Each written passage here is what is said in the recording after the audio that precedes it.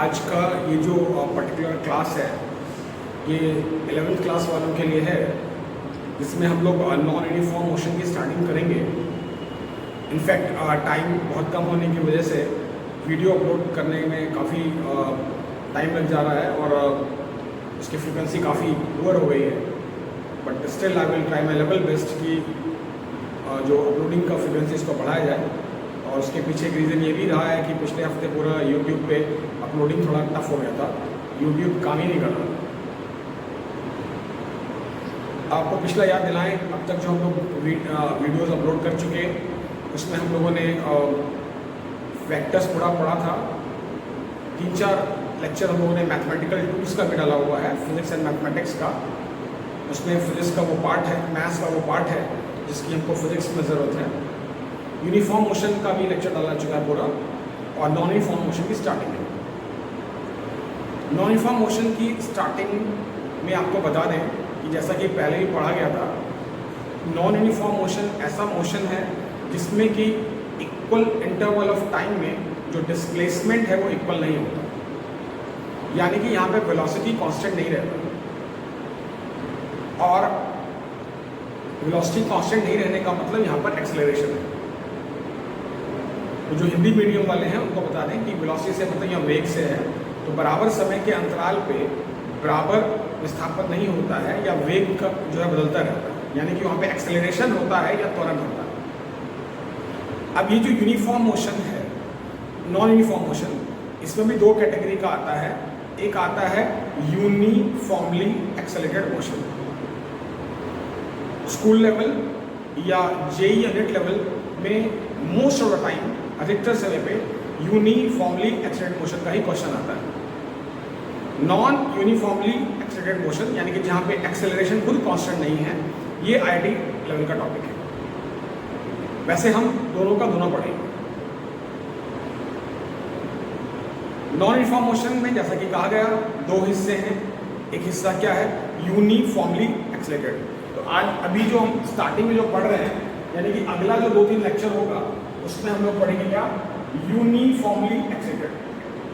Uniformly accelerated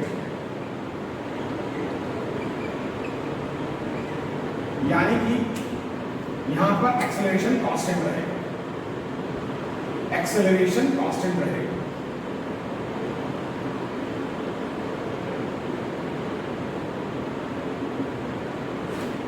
असल में equation of motion से रिलेटेड जो भी टॉपिक्स हैं वो सबका सब यूनिफॉर्मली एक्सेलरेटेड में आता है। कौन सा equation of motion? v = u + at, v² - u² = 2as, s = ut + ½ तो ये जितनी बातें हैं, जितनी भी इक्वेशन ऑफ मोशन है, ये सब के सब यूनिफॉर्मली एक्सेलरेटेड मोशन में आते हैं। तो आप लिखें, पहले तो पॉइंट बबल लिखें अगर आप नोट्स बना रहे हैं तो। Non uniform motion is classified into uniformly accelerated and non uniformly accelerated. फिर हेडिंग डालें uniformly accelerated. In such type of motion, acceleration is constant.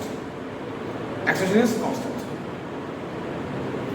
अब यहाँ पर हम एक्सेलरेशन के बारे में उसको डिफाइन करने की कोशिश करेंगे। एक्सेलरेशन को क्या डिफाइन करते हैं? लिखें, acceleration is the ratio, next point में लिख लें acceleration. Acceleration is the ratio of change in velocity to change in time. Acceleration is the ratio of change in velocity to change in time, and there can be following types of acceleration. कौन कौन से acceleration है? पहले की uniform acceleration, in uniform acceleration there is equal change of velocity in equal interval of time. बराबर समय के अंतराल में बराबर वेग में परिवर्तन, यानी कि इक्वल इंटरवल ऑफ टाइम में इक्वल वेलोसिटी का चेंज। दूसरा लिखें वेरिएबल एक्सेलरेशन, लिखें the change of velocity in equal interval of time is not equal. change of velocity in equal interval of time is not equal. तीसरा लिखें instantaneous acceleration. Instantaneous acceleration, instantaneous acceleration को ऐसे लिखा जाता है,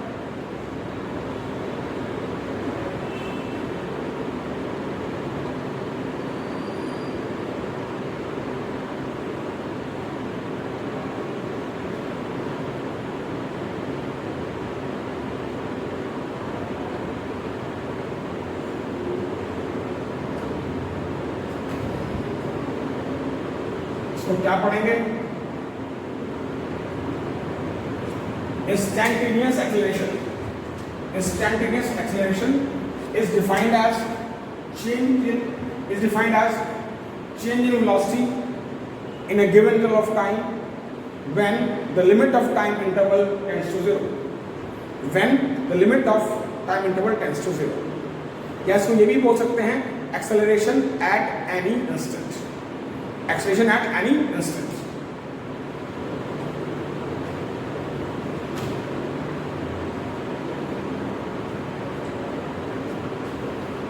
अब चूंकि हमने ये हेडिंग डाला हुआ है यूनिफॉर्मली एक्सेलरेटेड मोशन, तो यूनिफॉर्मली एक्सेलरेटेड मोशन में जो फॉर्मूले हैं या जो न्यूमेरिकल्स हैं वो इक्वेशन ऑफ मोशन से रिलेटेड हैं। और हम जानते हैं क्या, ये सारी इक्वेशन ऑफ मोशन है। देखिए different types of equation of motion, different types of equation of motion. इसमें क्या है, पहला v = u + at जानते हैं, v is final velocity, u is initial velocity, a is acceleration, t is time। दूसरा v² - u² = 2as, final velocity, initial velocity, acceleration, displacement। तीसरा, अब हम यहां पर एक चौथा इक्वेशन भी पढ़ेंगे। इस चौथे इक्वेशन को लिखते हैं SNH = u + ½ a 2n - 1। ये SNH जो है ये कहलाता है distance travelled in nth second. इसका क्या मतलब है, तीन जो इक्वेशन ऑफ मोशन है वो तो बहुत ही कॉमन है। कौन कौन सा, ये तीनों। जो चौथा इक्वेशन है वो आप पहली बार 11th क्लास में सुन रहे होंगे और इसको बोलते हैं distance travelled in nth second. आखिर क्या चीज है, देखिए एक भाषा होती है 4 सेकेंड में कितना डिस्टेंस ट्रेवल हुआ, दूसरी भाषा होती है चौथे सेकेंड में कितना डिस्टेंस ट्रेवल हुआ। यानी कि अभी क्या हुआ, 4 सेकेंड 3 सेकेंड पूरा हो चुका, पांचवा अभी शुरू नहीं हुआ, यानी कि चौथा सेकेंड चल ही रहा। एक भाषा होती है 7 सेकेंड में क्या डिस्प्लेसमेंट हुआ, एक भाषा होती है 7वें सेकेंड में क्या हुआ। तो 7वें सेकेंड से मतलब क्या, 7 सेकेंड में 7वें सेकेंड से क्या मतलब है, 6 सेकेंड पूरा हो चुका, 8वां अभी शुरू नहीं हुआ। That means that particular duration is continuing, यानी कि वो जो समय है, समय का अंतराल है, वो अभी चल रहा है, अभी खत्म नहीं हुआ, उसको बोलते हैं nth सेकेंड। तो distance travelled in nth second. हमने इन तीनों का जो डेरिवेशन है वो जो फिजिक्स एंड मैथमेटिक्स में इंटीग्रेशन डाला गया था उसमें पढ़ लिया था। इसका डेरिवेशन हम लोगों ने नहीं किया था, तो ये डेरिवेशन मैं आपको करके दिखा रहा हूँ। डेरिवेशन करके दिखाने से आपको एक तो थोड़ा नॉलेज भी आपका बढ़ेगा, दूसरा स्कूल्स वगैरह में या बेसिक लेवल पे इनका डेरिवेशन एक बार पूछा भी जाता है। तो हेडिंग डालने डेरिवेशन ऑफ, हेडिंग डालने derivation of distance travelling nth second. Derivation of distance travelling nth second. हम जानते हैं, हमने पढ़ा हुआ है v = ds/dt, ds = v dt। v की जगह आ जाएगा u + at × dt। अब ds को इंटीग्रेट करें, कहां से कहां तक, n-1 से लेके n तक। यहां पर देखिए इसको ऐसा करना है, ऐसे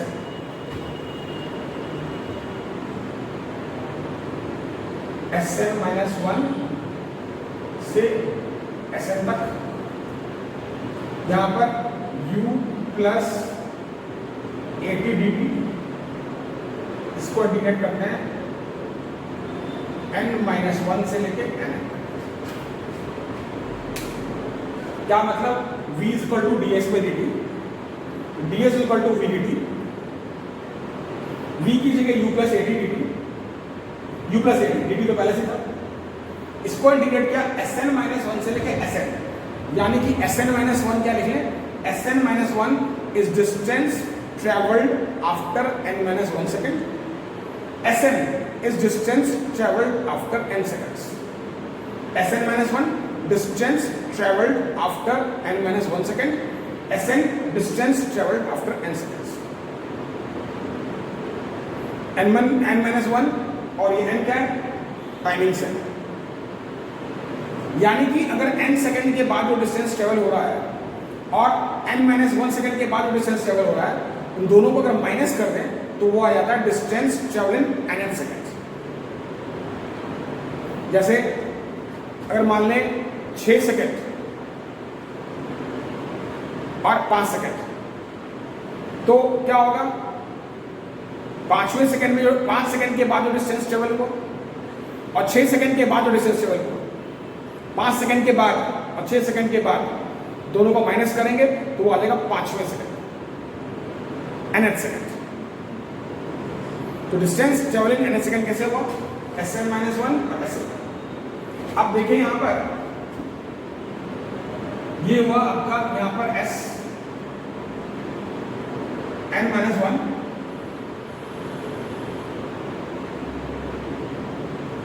Sn-1 क्या है, distance travelled after n-1 seconds, और Sn क्या है, distance travelled after n seconds. और जब यहाँ पे आप करेंगे तो आपको याद होगा इतने को तो हम ऑलरेडी इंटीग्रेट करके ut plus half dt square लिख ही चुके थे, ये पहले से लिखा हुआ था, और ये क्या हुआ n-1 से लेके n, ये आया Sn minus Sn-1, upper limit minus lower limit. और यहां पर जब आप करेंगे तो un plus half a n square minus un-1 half a n-1 का स्क्वायर, ये बन जाएगा Snh, ये हो गया Snh, distance travel in nth second. इसको जब सॉल्व करेंगे, ये एस्टैब्लिश रिजल्ट है, आप उसको खुद भी सॉल्व कर सकते हैं, u plus half a two n-1, ये आपके पास डिस्टेंस ट्रेवल्ड आएगा nth सेकंड का, ठीक है। जैसे चौथे सेकंड का, तीसरे सेकंड का, 5वें सेकंड का, 6ठे सेकंड का, वो आप यहां से निकाल सकते हैं, ठीक है। अब कैसे देखिए इसको, एग्जांपल के तौर पे समझें। जैसे if a body is dropped,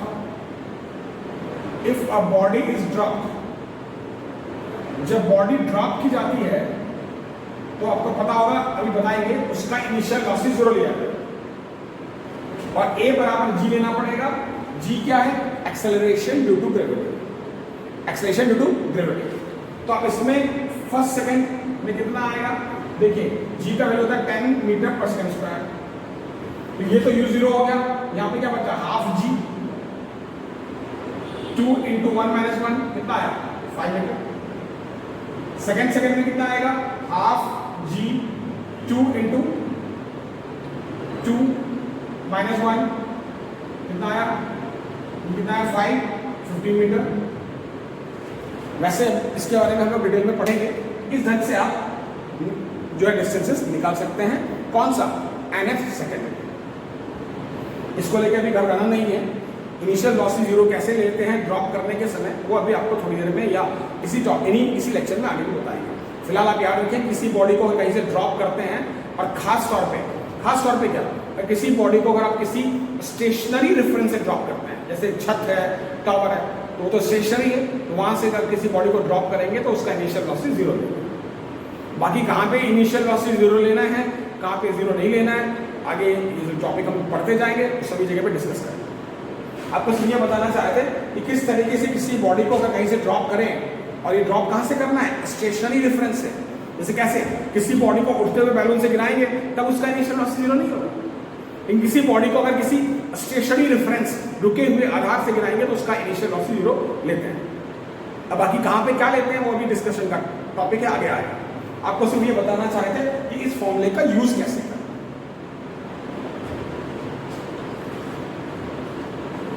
अब हेडिंग डाल दें problems on equation of motion.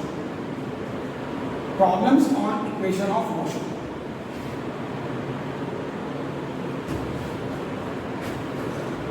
Equation of motion की प्रॉब्लम्स को स्टार्ट करने से पहले हम कुछ पॉइंट्स डिस्कस करेंगे जिन पॉइंट्स के सहारे हम न्यूमेरिकल्स को आसानी से सॉल्व कर सकते हैं।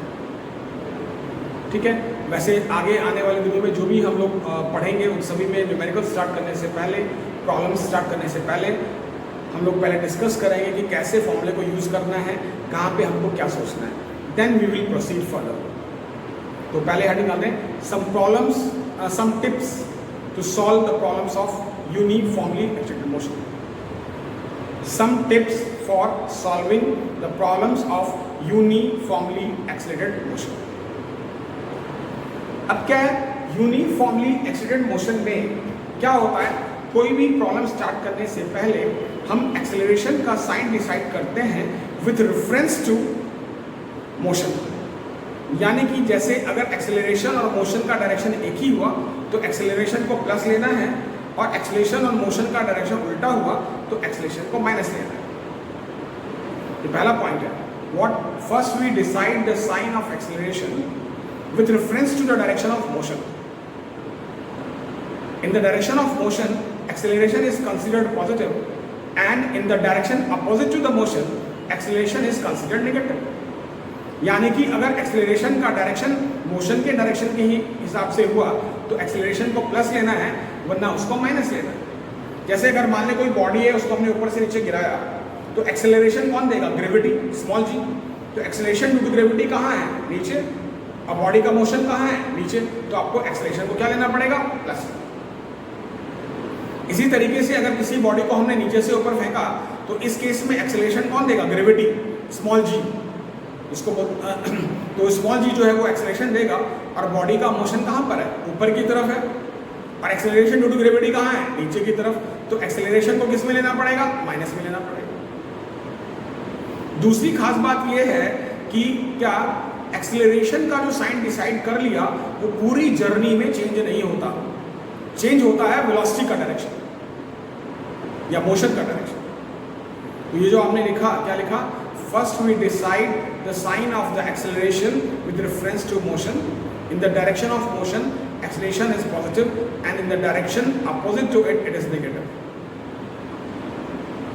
Also, the sign of the acceleration, once decided, cannot be changed throughout the journey.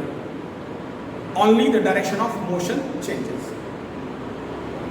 जो मैंने बात कही कि एक्सेलरेशन का साइन एक बार डिसाइड कर लिया तो उसको दोबारा चेंज नहीं कर सकते, उसको पूरे जर्नी में चेंज नहीं कर सकते। उसके लिए मैं आपको एग्जांपल दे रहा हूँ। जैसे अगर मान लें बॉडी को हमने ऊपर फेंका, तो ऊपर फेंका तो एक्सेलरेशन किस में लेंगे? माइनस में, क्योंकि एक्सेलरेशन कौन देगा? ग्रेविटी। तो क्या करते हैं? If in body is thrown up, acceleration is equal to minus g. अब क्या करेंगे? v is equal to u minus g t लिखेंगे, क्योंकि फॉर्मूला होता है v is equal to u plus a t, u minus g t. At the highest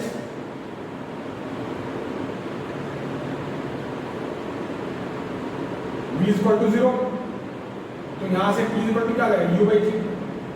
यानी कि highest, वैसे हम जानते हैं कि आम ऑब्जर्वेशन है, हाईएस्ट पॉइंट पे जाने पे वेलोसिटी क्या हो गई? 0। तो टाइम कितना आ गया? u by g. अब क्या करेंगे? If t greater than u by g ले लेंगे तो v किस में आ जाएगा?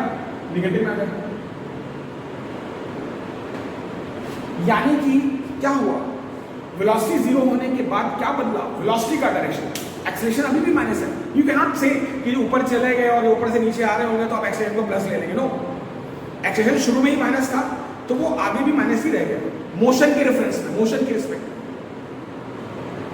जैसे कैसे, अगर हम कभी अपने घर से छुप के कोई फिल्म देखने जा रहे हैं, रास्ते में डर के मारे, पापा के मम्मी के डर के मारे वापस आ जाए, तो उसमें क्या बदला?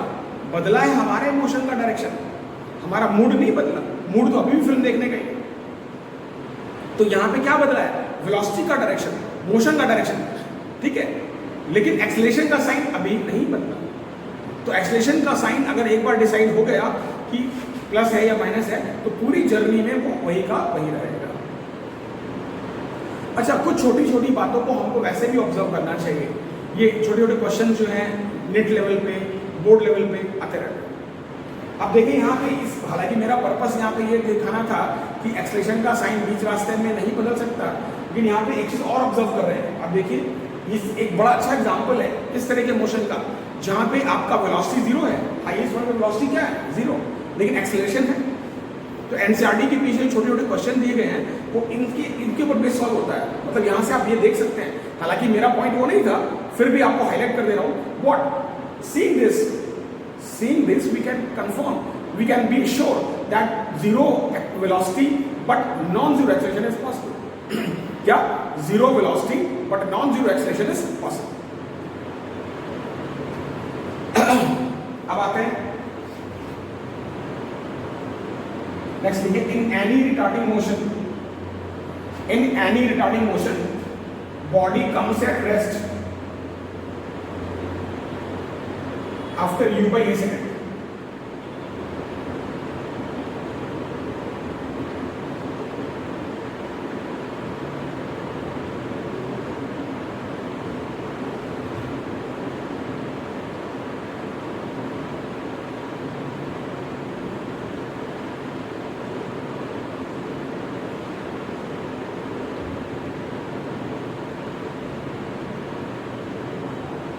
क्या बात बोली गई कि किसी भी, ये ध्यान रहे, जो भी पॉइंट्स पढ़ रहे हैं वो यूनिफॉर्मली एक्सेलरेटेड मोशन में पढ़ रहे हैं। टाइम एंड अगेन जो भी पॉइंट्स मैं लिखवा रहा हूं वो किसके लिए है? यूनिफॉर्मली एक्सेलरेटेड मोशन के लिए है। यानी कि एक्सेलरेशन का मैग्नीट्यूड और एक्सेलरेशन का डायरेक्शन दोनों कांस्टेंट है, तब के लिए है। बाकी अलग अलग इसके अलावा अगर कोई कंडीशन है तो फिर उसका अप्रोच टोटली अलग होता है। अब देखिए यहाँ पे ये v equal to u plus a t है, यहाँ पे एक्सेलरेशन क्या हो गया? माइनस, क्योंकि हमने लिखा है यूनिफॉर्म रिटार्डिंग। तो यहाँ पे v को जीरो करके देखेंगे तो t का वैल्यू u बाई ए आएगा। यानी कि बॉडी यूनिफॉर्मली रिटार्डेड मोशन में, यानी कि मैंने यूनिफॉर्मली रिटार्डेड क्यों बोल दिया? Uniformly accelerated with minus sign, uniformly accelerated with minus sign, वो क्या रिटार्डिंग ही तो है। तो क्या हुआ? t equal to u by a, तो एक वापस आ गई, मतलब t equal to u by a पे रेस्ट कर। यही मोशन अगर ग्रेविटी में हो, जैसे किसी बॉडी को ऊपर उछाला, जो बॉडी को ऊपर उछालेंगे तो जाहिर सी बात है यू बाई जी सेकेंड के बॉडी कहाँ, बॉडी क्या हो जाएगी? रेस्ट पे आ जाएगी। फिर लिखे इन यूनिफॉर्मली रिटार्डेड मोशन। अगला है, in uniformly retarded motion body comes back to the starting point, body comes back to the starting point after 2u by a second. After 2u by a second. After 2u by a second.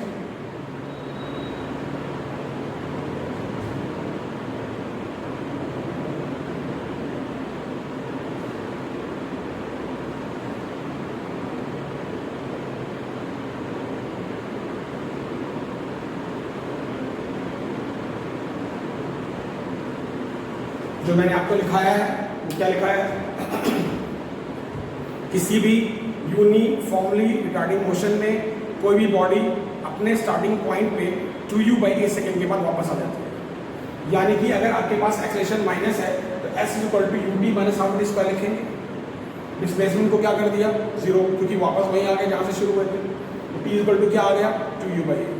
तो t equal to 2u by a second के बाद body क्या हुई? वापस अपनी जगह पे आ गई। वही अगर मोशन अंडर ग्रेविटी की बात करें, ये यहाँ पे सही कर लेंगे 2u बाई जी।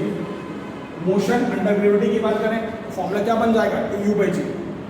यानी कि किसी बॉडी को नीचे से ऊपर फेंका और सिर्फ एक्सेलरेशन ड्यू टू ग्रेविटी लग रहा है, यानी कि यूनिफॉर्मली रिटार्डिंग मोशन है।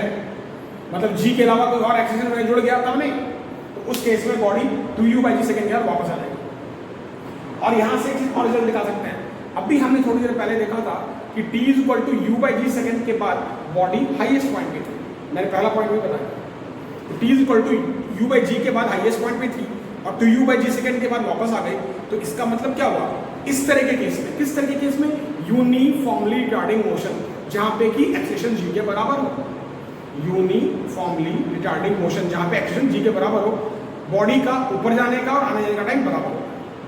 तो लिख लें, in the uniformly retarded motion under gravity, in the uniformly retarded motion under gravity, the time of ascent, ASCENT, ascent मतलब जाना, time of ascent and time of descent are equal and they are numerically equal to u/g। यानी कि u/g second में ऊपर गए और u/g second में नीचे आ गए। शर्त सिर्फ ये है कि एक्सेलरेशन ड्यू टू ग्रेविटी के अलावा और कोई एक्सेलरेशन नहीं होना चाहिए, यानी कि motion should be uniformly retarding motion. फिर लिखें, in uniformly retarding motion, in uniformly rotating motion, when the body comes back to starting point, when the body comes back to the starting point, it has the velocity with the magnitude, it has the velocity with the magnitude same as initial,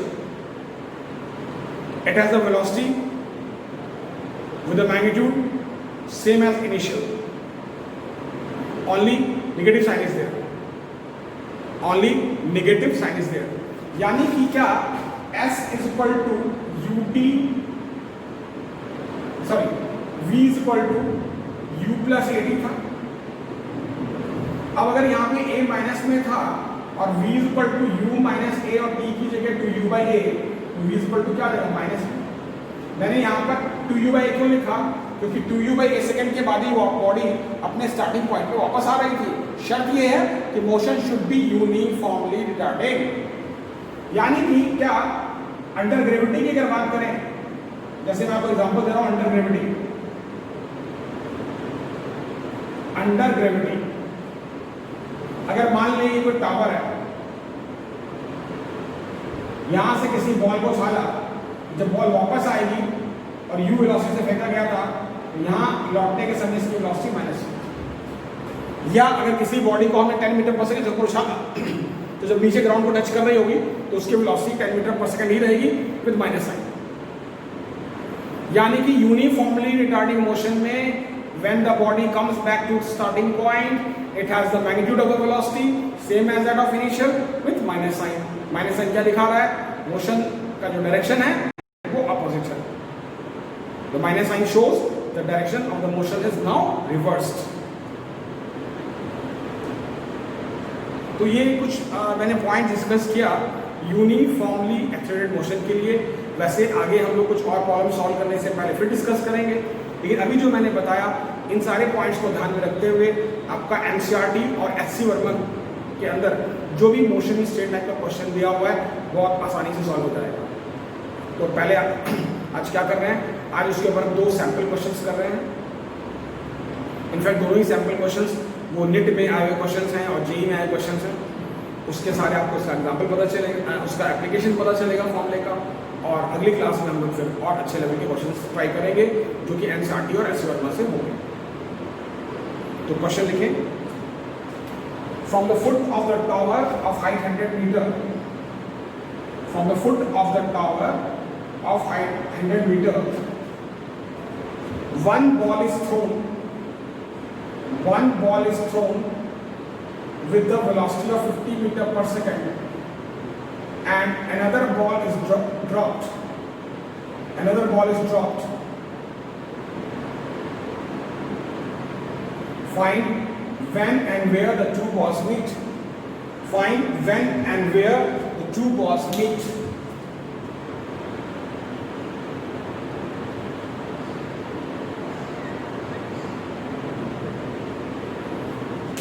question ये कहता है कि एक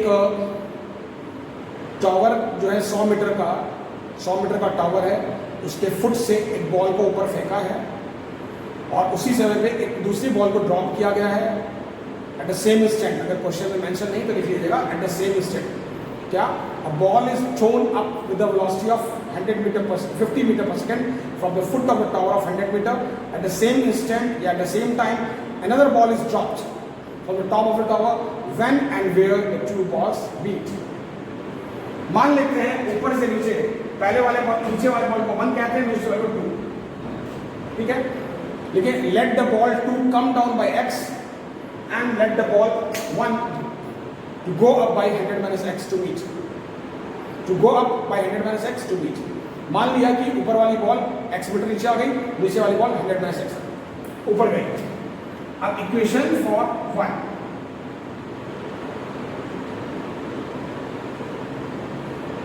s is equal to ut plus half t square, तो 100 minus x initial velocity कितनी है 50 time t, और body का मोशन कहाँ है ऊपर, और एक्सप्रेशन ड्यू टू ग्रेविटी कहाँ है नीचे।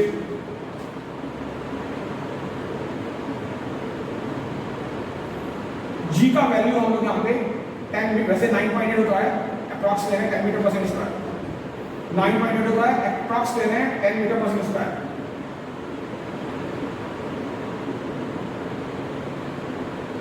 पहला इक्वेशन बन गया। फिर लिखें इक्वेशन फॉर द बॉल 2,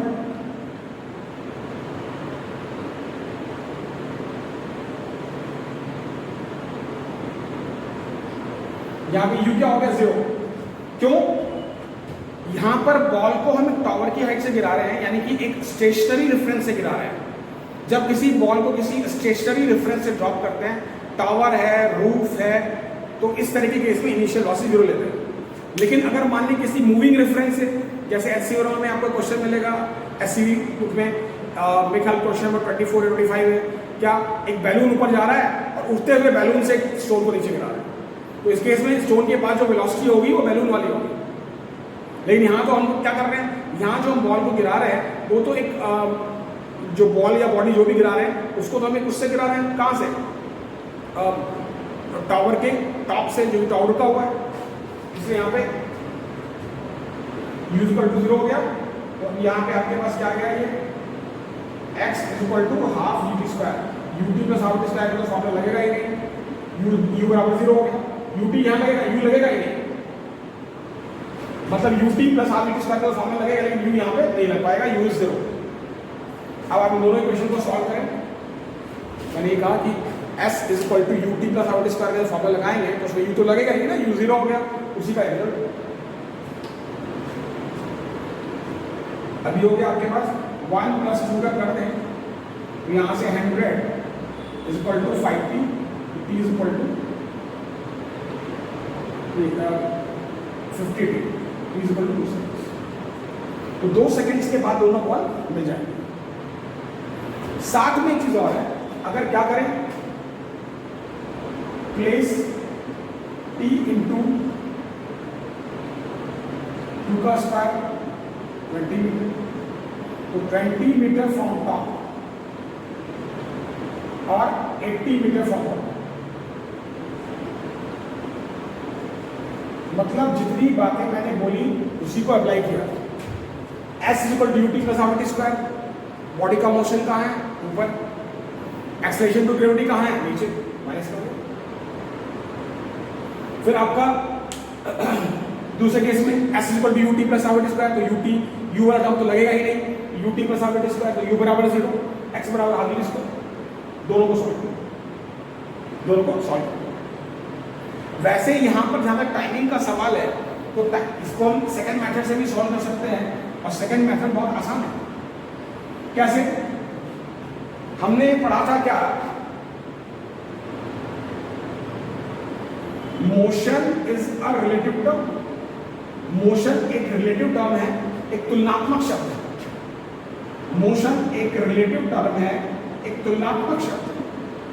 अब देखें, एक बॉल को ऊपर फेंक रहे हैं 50 से, दूसरे को ड्रॉप कर रहे हैं, तो जब रिलेटिव वेलोसिटी निकालेंगे तो एक की वेलोसिटी में से दूसरे की वेलोसिटी को माइनस करेंगे, और दूसरे की वेलोसिटी तो 0 है, तो आप कह सकते हैं क्या, रिलेटिव वेलोसिटी, रिलेटिव वेलोसिटी, बल्कि रिलेटिव वेलोसिटी कौन सा, इनिशियल वाला, वो क्या है 50, और रिलेटिव एक्शन क्या है? 0। रिलेटिव एक्सीलरेशन क्या है? 0। क्यों? g का वैल्यू क्या है? दोनों के लिए है और दोनों के डाउनवर्ड है, g माइनस जी 0। अब क्या करेंगे देख लें। Combinedly the two bodies have to cover 100 metre. Combinedly the two bodies have to cover 100 metre, यानी कि 100 is equal to 50 into t. तो यहां से t इज इक्वल टू क्या आ गया? 2 सेकेंड्स। यानी कि 2 सेकेंड्स का जो टाइम है, 2 सेकेंड्स का जो टाइम है, इसको हम क्या कर सकते हैं? 2 सेकेंड्स के टाइम को हम रिलेटिव मोशन के हिसाब से भी कैलकुलेट कर सकते हैं। और t निकालने के बाद बाकी आप किसी में भी ऐसे x equal to half t square था, x equal to half t square डाल दीजिएगा तो आपको x का वैल्यू मिलेगा। तो जितनी बातें मैंने बताई उसी को मैंने अप्लाई किया, nothing else.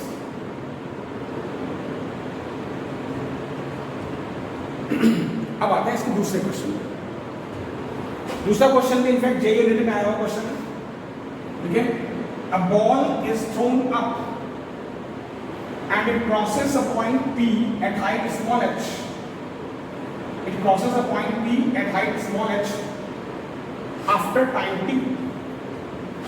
It crosses a point P at height small h after time t. After time t1 कर लें.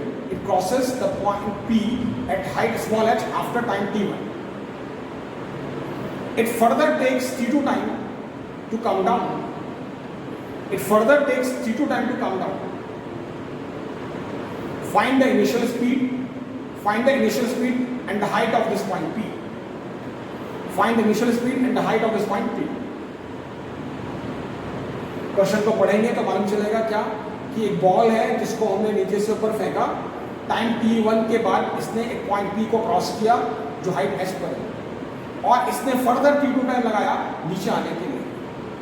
और क्या करना है? हमको बॉल की इनिशियल स्पीड का पता लगाना है और हाइट h का पता लगाना है। लेट अस सी, ये देखिए यहां से हाइट h है पॉइंट P पे, पॉइंट P का हाइट h है, और यहां पे ये t1 टाइम के बाद है, और इसने फर्दर t2 टाइम लगाया नीचे आने के लिए। ये मान लें आपके पास ग्राउंड लेवल है, ये आपके पास ग्राउंड लेवल है। अब क्या है? Total time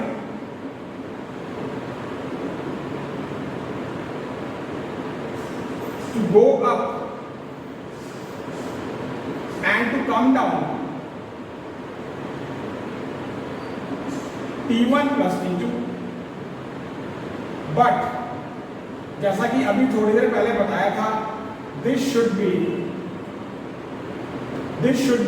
equal to 2u by g, क्योंकि यूनिफॉर्मली रिटार्डिंग मोशन है। तो यूनिफॉर्म रिटार्डिंग मोशन में कितनी देर के बाद वापस आते हैं? 2u by a, और यहाँ पे a बराबर क्या है? g है, तो निकल गया। तो यहाँ से आप क्या कर सकते हैं? t1 plus t2 is equal to 2u by g। यहाँ से u is equal to g by 2 t1 plus t2। ये आपके पास इनिशियल स्पीड आ गई, जो कहा सो अप्लाई किया। अब क्या है? Now, so far as that height is concerned, what we can do, हमने पढ़ा था s is equal to ut plus half t square। मैंने कहा ना जो हमने पढ़ा उसी को लगाना है। अब क्या करना है? h is equal to ut, कौन सा? ut1 minus half ut1 square। What for? कहाँ से? कैसे? s is equal to ut plus half t square। s की जगह h आ गया, t की जगह t1 आ गया, और a माइनस में ले लिया। क्यों? अभी थोड़ी देर पहले बताया, सबसे पहला काम है एक्सेलरेशन का साइन डिसाइड करना मोशन के रेफरेंस में। बॉडी कहां पर है? ऊपर। एक्सेलरेशन कहां है? नीचे। अब यहां पे क्या करेंगे? h u की जगह g by 2 t1 plus t2 into t1। अब इसको सॉल्व करेंगे। देखिए सुनिए ध्यान से, क्या बोल रहे हैं? g by 2 into t1 into t1, g by 2 t1 square, क्या? g by 2 into t1 into t1, क्या है? g by 2 t1 into t1, तो g by 2 t1 का स्क्वायर, और यहाँ पे g by 2 t1 का स्क्वायर कैंसिल, क्या बचा? g by 2 t1।